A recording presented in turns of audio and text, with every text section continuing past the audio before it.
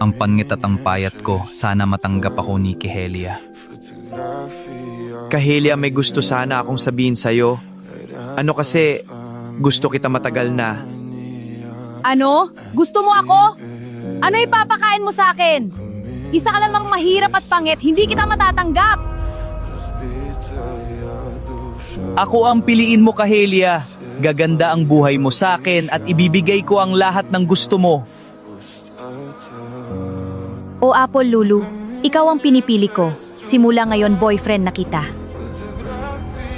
Hehehe, paldo na naman.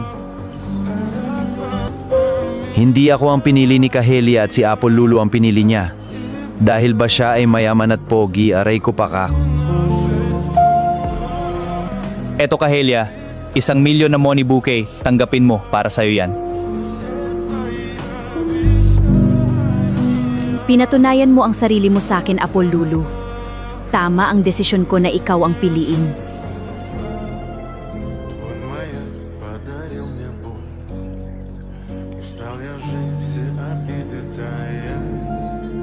Уходи, за собой закрой. Kakaiba ang puno na ito. At kakaiba din ang mga bunga at mukhang masasarap. Mukhang napakasarap nito. Iuwi ko muna ito at sa bahay ko nakakainin. Ano kaya lasa nito? Makain na nga. Anong nangyari sa akin?